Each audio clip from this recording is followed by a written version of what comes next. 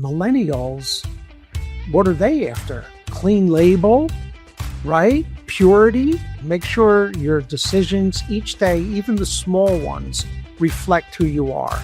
Man, do I feel that deeply. Hello, Rascals, and welcome back. Today, I have Carmine Del Sordi, and he is the founder of Pure and Easy Tea and a solo entrepreneur whose path into wellness began decades before the brand existed. And what's cool about this is that he had a defining health moment, reshape how he viewed purity and care. And it led him from studying natural health into, of course, going into a career in biotech and then where he is today. And in his second act, he's brought those standards into entrepreneurship. And what I love about this is that he's built a super clean label tea from ground zero and focused through intention, craftsmanship, and respect for nature. Welcome to the show. I'm so excited to have you. Oh, thank you, Michelle. It's a pleasure to be here. You nailed that intro. That was awesome. Not my first rodeo. I think, I'm getting better at it, right? Okay, before we jump in and start talking, I have to highlight something on this show, that is just such kindness that I think speaks to your character, and we should kick this whole show off this way. So This is a rescheduled episode because the once a year I get sick happened to be when our original interview was. And it wasn't just sick. It was the first time the whole house had flu in a decade, and it just took us out. So I sent a very scattered message the day of the interview and said, we have to reschedule. And instead of being cranky about it, which could have been the reaction, the compassionate side of him, which clearly, if his bio is very clear, sent me and my family tea in the mail so that we could get better. And I will tell you, I have a house of extremely picky people, and everybody loved the tea. So thank you so much. Oh, you're very welcome. That's awesome. That was the first time that I've rescheduled an interview and I got a gift. I'm like, oh, maybe I should reschedule others.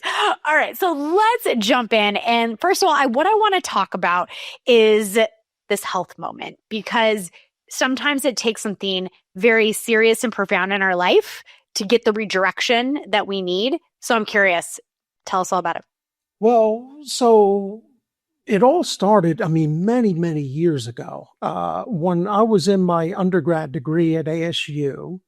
Way back then, my 54-year-old mother was diagnosed with terminal cancer. Oh. And this was out of the blue. She was 54, she looked 40. And I told the doctors they're crazy. She went in for a normal checkup and came out after tests. They literally gave her 6 weeks to live. Wow. So my whole world was flipped upside down. I told the doctors, no, you cannot be right. This is not possible. And I started, this is way back in the early to mid 90s. The internet didn't even exist.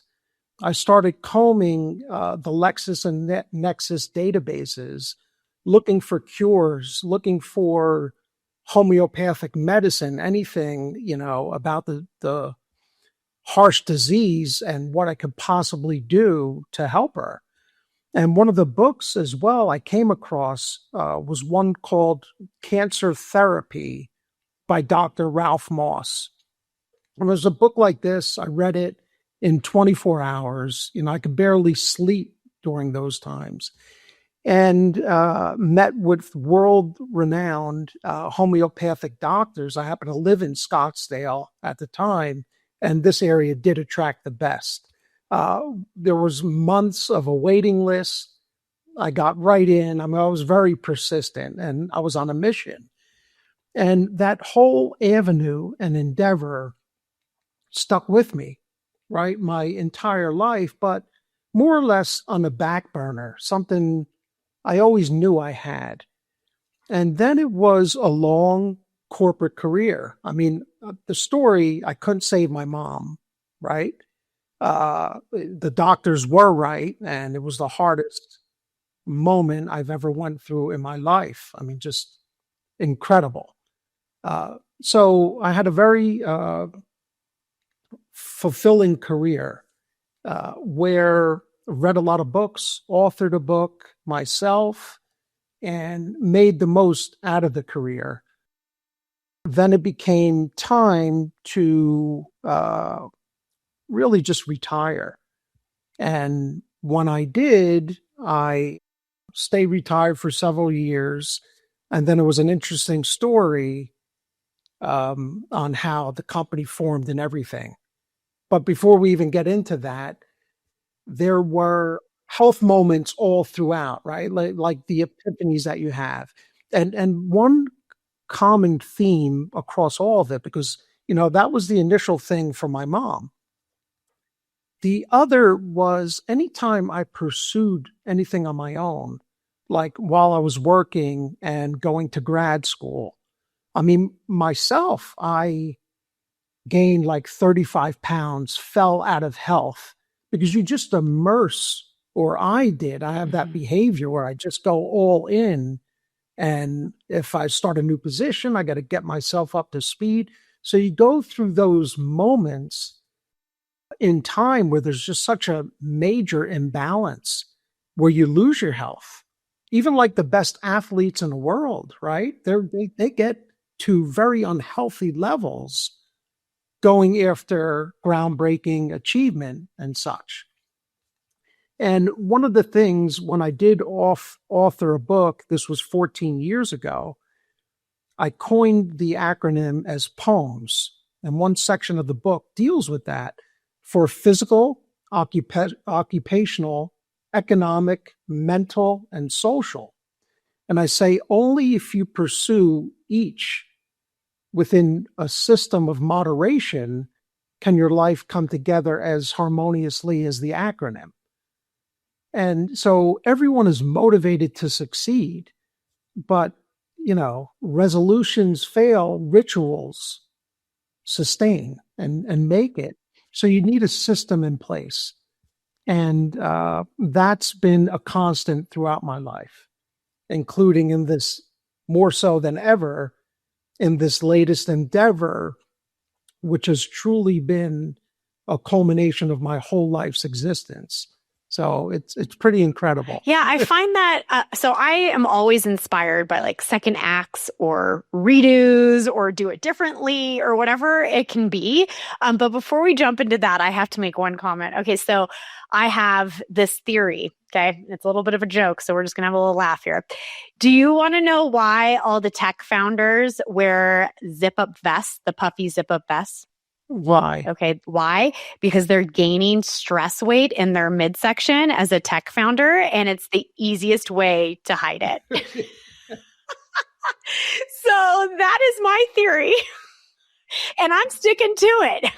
Oh, yeah, it does happen. It's the truth. It does. Really All does. that stress weight right there, waiting for the next seed round, right? You're not kidding. So let's talk about, before we go into building the business and all of those details, I want to know why tea? It started on my own passion project for myself. So in my corporate days I spent in the Bay Area, I was an avid runner. I used to run marathons, very long runs on a weekend. That was my outlet, running. And in that even-keeled weather out there, normal supplements went a long way. Like I didn't need to drink much Gatorade. I didn't need to take much goo. A little went a long way. So when I retired, moved to Scottsdale, Arizona, to a very nice club, I became an avid tennis player. And I would just play tennis from 3 to 5 hours a day. And I didn't care if it was 110 outside. I would be there. I got to improve. I got to build that skill. Here's the imbalance once again. And so I reverted back to the normal nutrition I used to go for, those supplements, when I was a runner. And over time, after a few months, Gatorade and anything with coloring in it just started to make me sick. I moved from Gatorade to like lighter Bai water and everything was, all you taste are the chemicals when you're sweating so much, exacerbated from the hot sun. It was just terrible. So I said, oh, when I was a kid, my mom used to brew me sun tea. It was so refreshing, no sticky aftertaste, all natural. So I'm like, oh, I'm going to go brew myself my teas. And, at the Stanford Mall, they had a really great tea shop. And I know I moved some of my teas with me. And I go and reach for a canister, very excited to do it. I open it up. I take a smell, and I'm like, all I smelled were chemicals. I'm like, are you kidding me? Is even my pure tea that I thought was so pure, not even pure anymore? And so I'm like, you know what? I'm just going to do my own. And I started getting back into my nutrition books and everything. Right. So everything just starts to resurface. Now I'm doing it for myself in retirement. And it was very easy today to just get all of the herbs and ingredients I wanted. And I made my very first blend for myself, which ended up becoming EnduraBoost. And I made this just for me to have on the tennis court while I played. And I would add a little Himalayan pink salt to it for electrolytes. Oh, it sounds delicious. And it was so thirst quenching, so invigorating. And I could drink it by the gallon full, stay hydrated all day long, feel great, never get the jitters. And after 3 months of it, I felt like $1 million. I'm like, you know what? I can't be the only one who would appreciate this. I mean, I have something here. So I started to research the tea market, and it's a huge, huge market, right? Completely saturated. But as I dove deeper, I realized that 88% of the market were millennials, and it had a 7% CAGR, a compounded annual growth rate. So it's like, wow, millennials, what are they after? Clean label, right? Purity. I'm like, wow, this is my target market. They would get it. And so that's when I took an assessment of the industry, and I'm like, well, if what I was dealing with in that canister, if that was the highest standard of tea and it was still tainted with chemicals, there's got to be a lane for me. And so I moved to something called the 4 Actions Framework from Blue Ocean Strategy. Great book, great marketing. Yep, I love that book. It's one of the best. Exactly. Yep. And so I'm going to create a blue ocean here. And how do you do that? You reduce and eliminate those things that just aren't working anymore, and you elevate and create new. So you elevate what is and create new. And so reducing, right away, I saw the problem. All of these so-called natural flavorings, essence of peach, the whole thing smells like peach, tastes like peach, and it has no literal peach chunks in it. Yeah. I mean, it's crazy, right? Oh, you're speaking my language right now, because in my free time, all I do is go down the rabbit hole of how we're basically being poisoned by everything around us. So the plastic detox on Netflix is my new, oh my God. And it's like, I know how bad plastic is, but my biggest eye-opening from that, and I think you'd appreciate it, is I didn't realize polyester was just plastic. So that means all of my clothes, blankets, everything that I put on my body all day long is plastic. And I'm sure I own, just like everybody else, a ton of polyester because it's cheap to make and it's readily available. And oh my goodness gracious. So I would just imagine when you started taking your biotech background and being an investigator, you must have just been fuming trying to build this tea. Oh, it's unbelievable. The microplastics was a huge piece to eliminate because they are everywhere. And unlike, taking in mercury or metals in your body, you could do things like they have chelation, which will extract the metals out of your body. With these microplastics, there's no getting rid of them. And so water bottles, if you think about it, are a new thing, right? 20 years, 25 years. These water bottles are the biggest culprits getting hot and the microplastic shedding. They get into your body and you just don't get rid of them. The levels get higher and higher. Now, granted, it's on a micro scale, a nano scale, but imagine taking it and ingesting it for 40, 50 years. We don't know what's going to happen. And if We can all use our microplastics logical ever, brains, but I don't think everybody is doing that. oh, it's terrible. It's terrible. If they ever, we're lucky they're scattered around our body, but if they ever grouped and coagulated, we're done. We're done. Game over for everyone. So I'm curious. So there's microplastics, I assume, in most tea brands, in either the packaging or the pouch, or where did you see most of the plastics and the toxins when in your research? Actually in the tea bag. So a plastic pouch is not going to hurt you. Okay.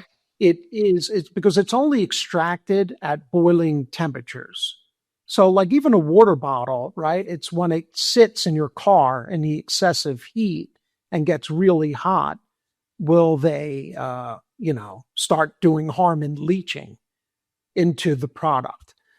So we're predominantly loose leaf tea. And if you can, I brew everything in glass. And all of our bags are like, yes, this is a plastic bag, but the tea in here is not contaminated. And then my recommendation is brewing in borosilicate glass. So, we put out our mugs and they're just pure glass, never any microplastics. And then in larger quantities, I brew in glass pitchers, and I'll just take a couple scoops of the tea, and brew in a glass pitcher jar, and, you're escaping it 100%. But, tea is a small part. It is everywhere. If you look at like the steamables, vegetables, the microwaves, everything is in plastic, right? So you got to sort of pick your battle and just be aware of it and make best efforts to do what you can. Yes. And so I didn't realize. So when you sent me the flu one, now I need to go buy the endurance one because we drink a lot of electrolytes and I found some brands that I really like, but I kind of get bored of all the flavors. So I'm excited to try yours. That'll be Yes. fun. And it won't smell like chemicals. Oh, it's incredible. Because I'm really sensitive to that. I also am like, oh, that is not right. Like everything from the perfumes to the foods to all of the It things. makes such a difference. It really does. Everything linked to cancer, the nutrients, autism. Your diet, it truly is. You are what you eat, and you have carcinogens in everything, and you have to avoid those. And it's hard. Okay, so let's talk about the growth and the sales because this is quite impressive. You as a solar entrepreneur, and you created it. You got it built, and then you've had over 7 figures in Amazon sales without funding or shortcuts. And we need to talk about this because so my husband, his profession is e-com and marketplace sales like Amazon and Walmart, etc. Right? So I feel like I hear him talking about this stuff all the time, and this is quite difficult what you were able to do. And so I want to know, how'd you do it? And how did you stay focused to do it right? Yeah, so it's extremely difficult, and I don't wish it upon anyone. Okay, fair, and that's the truth. It is incredibly difficult. I did have a ton of learning throughout the way, but it started with myself. So knowing, number one, I have the business acumen and background to make it work. Okay. So if I was going to hire anyone, when I was in management to launch a product or get products to market efficiently, manage the money, do all that, I would hire myself over anyone. So I knew I could get that done right. Okay. But even with that, so I spent a large amount of time first before launching our very first product. So we've been in business 4.5 years now, and we only completed our second full year of sales. So getting the first SKUs to launch took a long time. Why? Because it had to be better than anything on the market. And I would do repeated blind taste tests with friends and neighbors, anyone who wanted. And until my teas unanimously became the best, would I only launch it. And so we developed our product line. And you mentioned the craftsmanship. Just the craftsmanship alone is unbelievable. And I said, okay, a normal tea bag on the market has 1.5 to 2 grams in it. They're putting in tea dust and they're loading it with flavorings, right? If you cook it at too high of a temperature or for too long, it'll turn bitter. And I'm like, well, I'm making mine the purest, highest quality ingredients. Now, the hardest part was a serving size is going to be between 3.5 and 5 grams. Within 3.5 and 5 grams, it's got to look good, smell good, taste amazing, and then most importantly, perform the function I'm saying it's going to do. And so just like that soothe that you have there for immunity and everything, I mean, if you look at it, echinacea, eucalyptus, ginger root, turmeric, chamomile. I mean, you're never going to find all of these ingredients in a single blend. Everyone is functional for purpose, right? So it's all purpose driven. So I knew I had something. I knew I was creating a new lane. Now, the big awakening was I do all this prep, I launch the products, and here I am, world, and there's no sales. And I'm on the Amazon platform, and we have nothing. And so then the reality of selling sits in. Oh my God, right? So then I learned, I'm like, well, why aren't they coming? I mean, obviously my product is the best. I evaluated the entire customer value proposition. I'm giving the highest quality and I'm giving more of it at an incredible price. Where is everybody? And then I learned about advertising, online advertising, and the true cost and social media advertising. And I became very aware of a metric that I never knew going in: advertising cost of sales. Okay. And as a percentage. And so when I first started on Amazon, my advertising cost of sales were 110%. Oops. Meaning I had to spend $110 in advertising to sell $100 worth of product. So if you think about that, you're 110%, never mind all of the other expenses, the cost of goods, running your business. I mean, you get in a hole quick. And so then I'm like, wow, is Amazon not the answer? I mean, is it social media? And I explored the cost of advertising on social media. And I learned, I mean, just incredible timings, everything. About 8 years ago, a lot of the companies that were direct to consumer only on social media, even closer 8-10 years ago, companies like Casper Mattress, Peloton, Allbirds, many of them were all direct to consumer. And they converted from nothing to become huge, huge entities. And when they did that and made all that money, all of the social media outlets, the Googles, the Facebooks, in every outlet, they're like, we're making everyone rich. We're worth our weight in gold. We got to increase prices.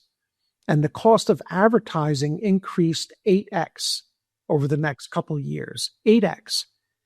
It increased so much so that it chased companies back to brick and mortar and into physical locations. Companies were going bankrupt. So now I'm like, wow, I'm faced with all this and this history. How am I going to make this work?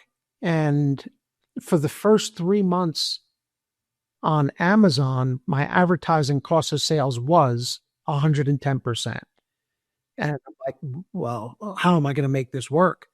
And so the products were good. The customers did come back. And by the end of the year, it was 68% by the end of year one.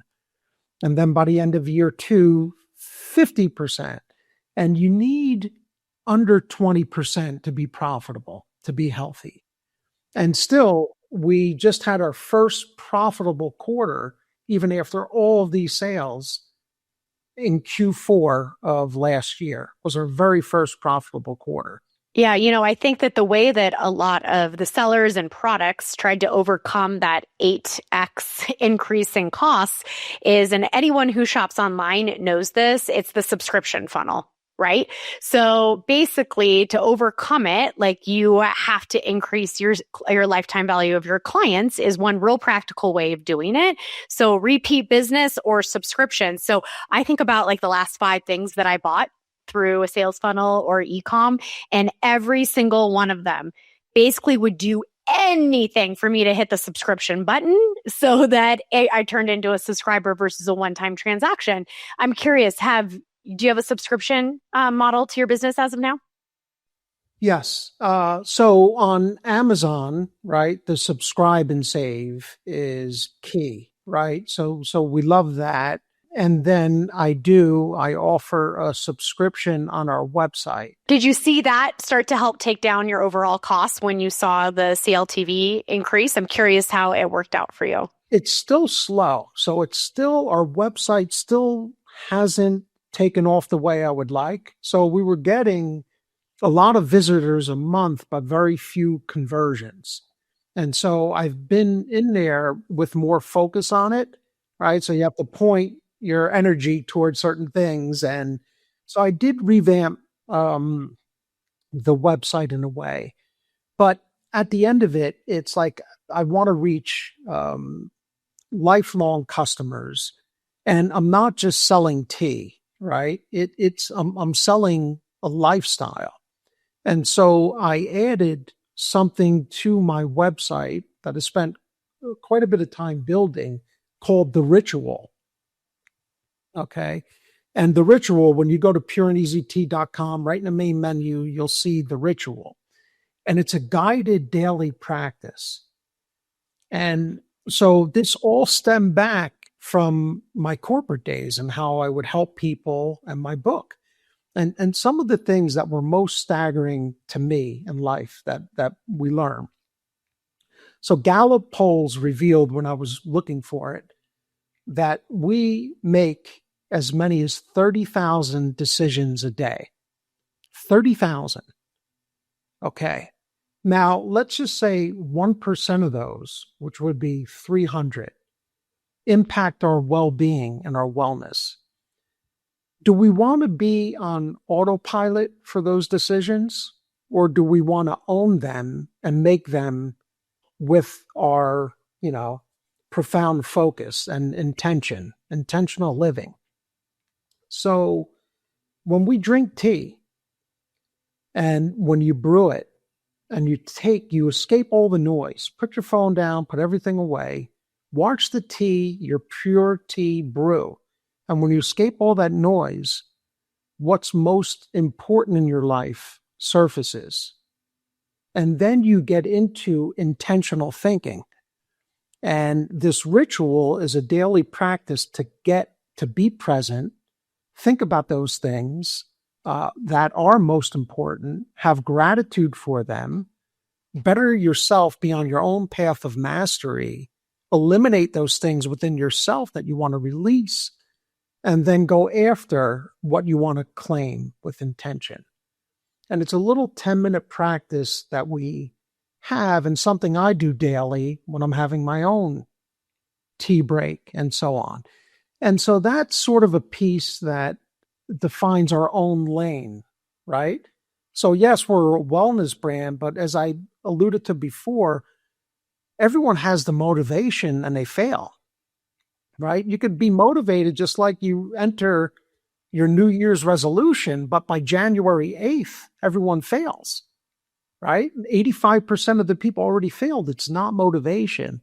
It's having that system in place. Yeah, I always say that motivation is fake. Like it's not, it might get you excited about something, but it's going to do absolutely nothing for you over time. I totally agree with you. It's all about the discipline, the focus, the commitment, and quite frankly, a lot of that stuff that helps you execute on your ideas, grow your business, more success in life, personal, whatever it is. It's super boring to do it consistently over and over again. So it's hard to stick to it. Exactly. And so that's where the company is so valuable. And right in the name, okay, there could have been better tea names out there and everything, but pure because we're sourcing the highest quality ingredients possibly you could find. And then easy because we're crafting the blends so intentional with 9 to 11 ingredients that we're making it easy for you to have it all together in your pantry to make a good decision and fortify your body with good nutrition and make a right choice. So what you drink is one of those choices in your day that affect your wellness. And when you drink our teas, it's a net positive decision that's going to help you, right? Stay nourished, think better, and so on. So it's like everything is so intertwined and related. And that's the part where when I started the company for the first 4 years, I kept my anonymity. I wasn't a part of it. And only 6 months ago, I wrote myself into the brand and then came out and started doing podcasts and so on. Something has been driving me absolutely insane lately. Watching incredible local small business owners get buried trying to compete in an economy that changed literally overnight. Because now you're not just a gym owner, a med spa owner, a coffee shop owner, or a contractor. Now apparently you also need to be a content creator, an AI expert, a marketer, a sales leader, an automation specialist, and somehow still have a life. It's just too much. And honestly, most local business education completely misses the mark. It's either generic business fluff or strategies built for influencers and venture-backed startups that do not apply to Main Street businesses. So I decided to build something different. And guess what, friends? It's called the Local Guild. And it's basically the growth engine I've used helping companies scale to millions, rebuilt specifically for local small businesses. Simple, practical, fast to implement. And guess what? No MBA required. And this stuff just simply works. One of my most recent examples, we helped launch a brand new horse summer camp with zero audience, no fancy ad agency, no massive production, no ad spend. So what did we do? Well, we spent about $300 on local marketing, not ads, actual local community-based promotion that literally took us less than 2 hours to do. And guess what? It generated over $20,000 in summer camp sales. That's over a 6,500% return. That is exactly why I built this, because local businesses do not need more noise. They need practical growth strategies that actually work in the real world. And inside the Local Guild, that's exactly what we do. We are helping business owners get more customers, increase repeat business, use AI without becoming a tech nerd, build referral systems, fix pricing, improve follow-up, and create predictable revenue. And lastly, stop being the bottleneck in their own business. And to make this insanely actionable, we created something called the 7-Day Sales Jumpstart. It's not a course. It's an activation. The goal is simple. Generate sales in 7 days or less using the exact strategies that I just had that huge return on. So if you're a local business and you're tired of guessing your way through growth, you can join today for free. And all you have to do is go to revenuerascals.com/the local guild, and you'll find us there. So I'm curious, I can think of like 10 reasons why you would do that, but why did you want to keep yourself separate from the brand in the beginning? I got very tired of it. So I did it once before when I wrote my book. Okay. So I authored a book, I spoke at colleges, I promoted the book, and all I had to do was go out every day, so lonely, promote myself, promote myself. And I got so tired of it. And I knew I created such an amazing product, like an espresso is for coffee, right? We don't know who created Nespresso. It's just a cool brand, right? I'm like, well, I wanted to make tea, really cool, just like a coffee is, Yeah, that does actually remind me a little bit of Nespresso. Yeah. right? And Yeah. so I'm making it cool. They don't need to see from me. I'm giving the highest quality. I'm giving it in abundance. So that was the key piece of it. And it took me a long time to change to really write myself into it. And that was not a decision I made or took lightly, because then everything changes. Yeah, I can relate to that because I've grown my entire business over the last 10 years as the face of it. Now, it's different. I'm a consultant and a coach and all that. So I am the product, but man, do I feel that deeply of, wow, like how nice would it be if I didn't have to be the face all of the time, right? And I Yeah. also think about, I'm like, okay, so what legacy am I going to leave my kids? Like they're not going to take over the Michelle Terpstra brand. That would be bizarre. So it's, there's all of these things that go through my head. And I love that you had that full circle where you're like, I'm going to take a break. I'm going to build this business without me as a personal brand. But I'm assuming you got back into it, not because you wanted to be famous, but you wanted to help move your product forward. And I'm curious, I would think it would make the biggest impact on B2B opportunities, having you back in the seat and having your brand out there. So I'm curious, your deal with Wimbledon, which we're going to talk about here, I'm assuming the re-entry of the personal brand and the be able to get in there and be your best salesperson too, perhaps helped you land that. Uh, yes.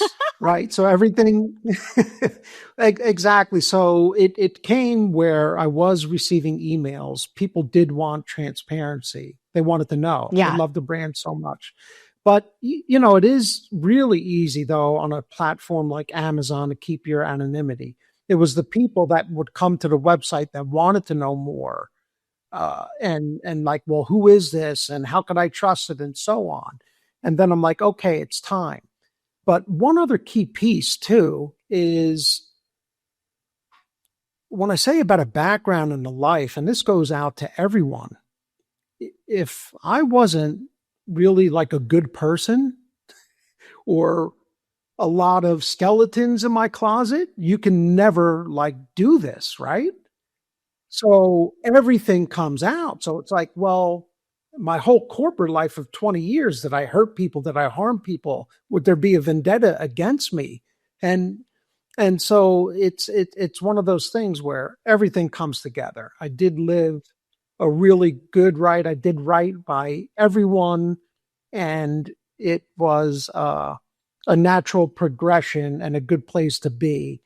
And then that outweighed everything. So it's like, why not? Yes. Why not? And here I am. Yeah, exactly. Exactly. Life's too short. Life's too No one short. could promote it the way I can. Yeah, that's a lot of founders feel that way, and that's how they should go double down. But tell my audience, I'm really excited for you about this Wimbledon deal that you were able to close. Yeah, so we engaged with Tea Time magazine, and they're pretty big, millions of readers, and they selected our tea to be the tea for Wimbledon. And as it turns out, I'm going to be at Wimbledon this year. Amazing. So it was a bucket list item for us, and we're going in July, so we'll be there. But our new product, and it's a great new product that's going to release.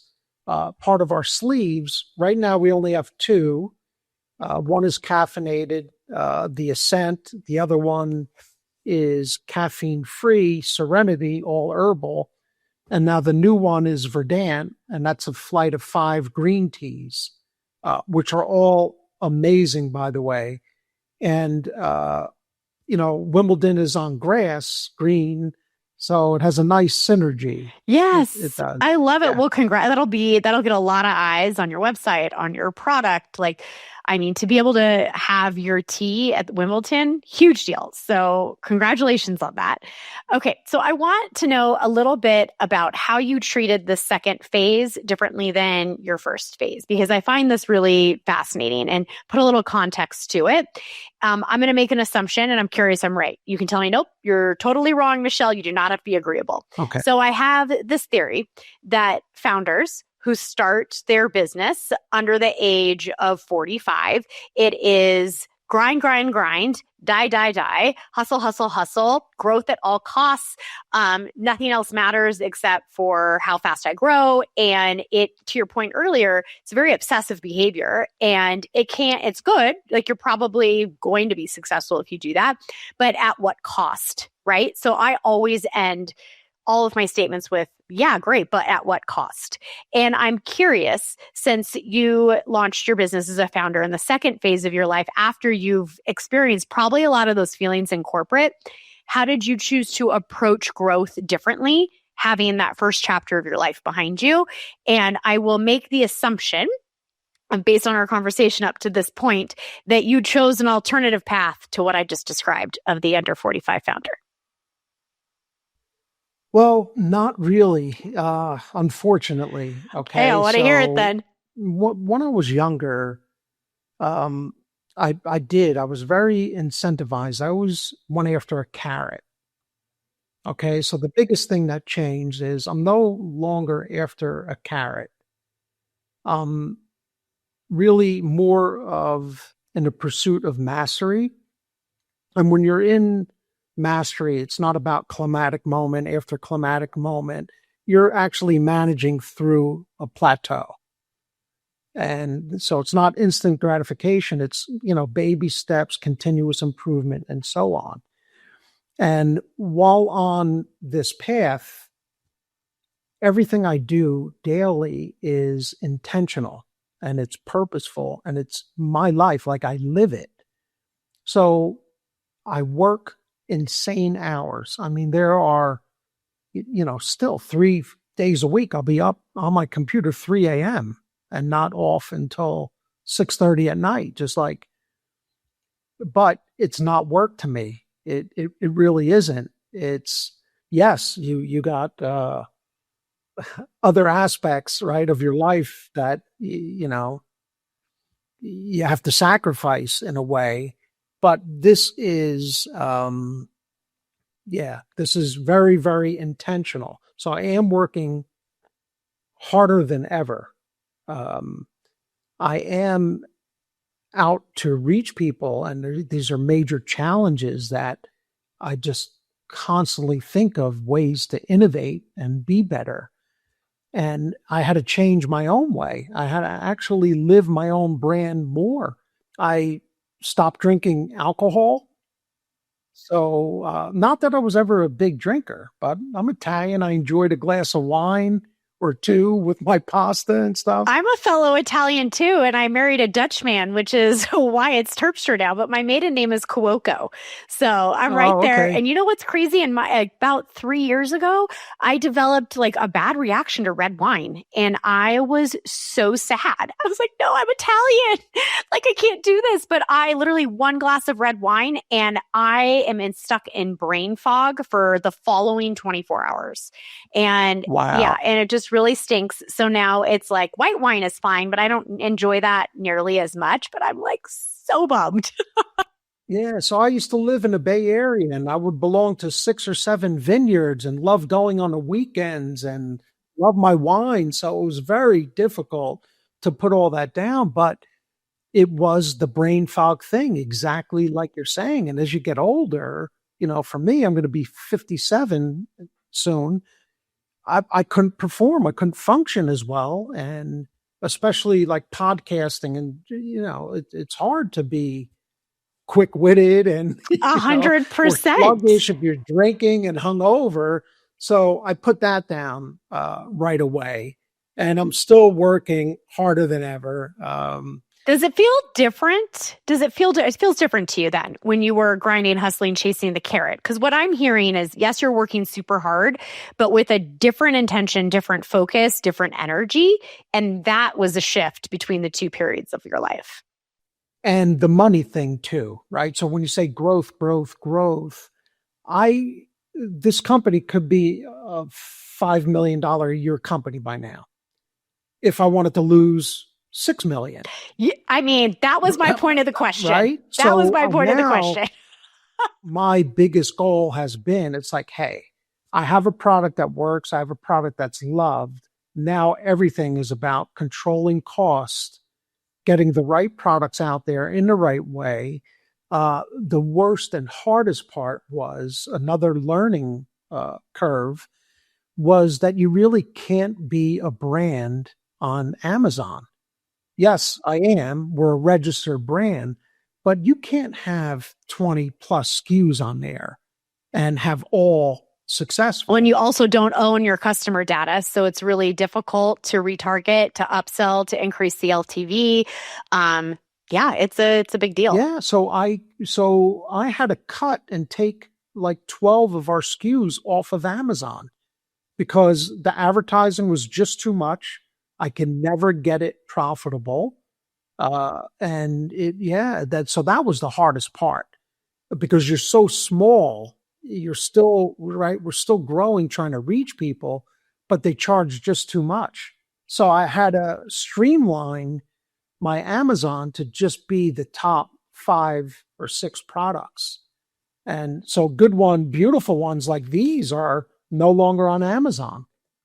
And, the demand is dwindling down, right? You just can't compete. So these are the hard parts of it. And so it's like pump the money and advertising towards what moves, where you could compete. And our products and our offerings are so nuanced, right? You have blood pressure product that's not the same as energy product or mental focus product or sleep product. So these are all different advertising lanes, and you just can't compete on them all. But someone who comes to our website and subscribes, you're getting to experience them all. And the other thing is what sells great, our flagship product, and I'll just show you because I do have it here, is our gift box, our luxury gift box. And what's great is inside they get to taste 10 different blends. And so that helps people. We get emails all the time. Can I buy just this one blend? Well, that's why, right? Yeah, I mean, that's really smart. And if you have a QR code or a special offer inside the box to drive them back to your website, then you use the Amazon customers to just drive them actually to your website for long-term acquisition and increased value. So to be just strategic and make those few flexes makes all the difference in the world. Okay, we're coming up on the top of the hour. And, I think this whole episode was about being a rascal because you're doing things differently. But we still are going to ask the very pointed question that everyone gets at the end of these interviews. And that is, what is the most rascal thing that you've ever done in business? Well, the most rascal thing is always following my gut. So I grew up on data and analytics are a huge point of everything, in making assessment and decisions. But my gut, I just have a feeling, and I truly believe there's like such a higher purpose in it all. And you have to listen to that inner voice. And, that's the thing. That's what separates it. They say, like with restaurants, 8 out of 10 fail, don't make it past 3 years and so on. There's something inside and there's a bigger purpose, and you got to be in tune with it and follow it despite what any warning signs or any cautionary things tell you. Yep, I love it. Follow your gut. And I think that it's a symbol and a representation of wisdom and years on the planet too. right? So you learn over time when you trust your gut and then it worked that you should trust your gut and keep going, right? But it takes some life experience, I think, to believe in yourself. So, Carmine, this was an amazing interview. And I'm going to make sure you go over to pureandeasytea.com and not Amazon. Okay. Go to the website. And check out all of the blends. And I want you to consider your next gift giving season one of those boxes, because I'm always looking for great gifts to give to people that like everyone will like, and it's not specific to a personality. So I'm going to bookmark that one for myself. Any closing words or anything that I forgot to mention that is important to bring up before we wrap up? It's just follow, know who you are, identify who you are first. Don't let people sway you. Identify yourself at the core and live that on a daily. Make sure your decisions each day, even the small ones, reflect who you are. I know, especially social media, the media, there's a lot of, angst out there and people just behaving outside the norm. Trust who you are. We're all incredible beings, and live positive, be the best version of yourself day in and day out. And over time, you're just going to, pursue greatness. It's an awesome thing. Well, I know what's on my to-do list. I'm going to go buy some of the tea. I think I'm going to do the one that, Enduro or something, right? The replace my Enduro boost. Yeah. Yep. And I'm going to try integrating it into my ritual. And I'm curious to go on the ritual and see what you do. I'm an early riser. I'm like a 5 a.m.er. I set up my day before people are awake in my house, and that makes me very happy. So, yes, very nice. Yep, I'm the same. Awesome. Well, thank you again. Until next time, everybody out there, stay rascal. Thanks for listening to Revenue Rascals, where we turn bold ideas into predictable revenue and prove that breaking the rules can still build empires. If you love what you heard, do me a favor. Tap the links in the show notes to support our sponsors. They're the ones keeping this show free so I can keep ungating the strategies that help you scale faster, lead smarter, and take more freedom home with you. And hey, if you think you'd make an incredible guest or know someone who's built something worth studying, email me at hello@michelleterpster.com. And until next time, stay sharp, stay bold, and stay just a little bit rascal.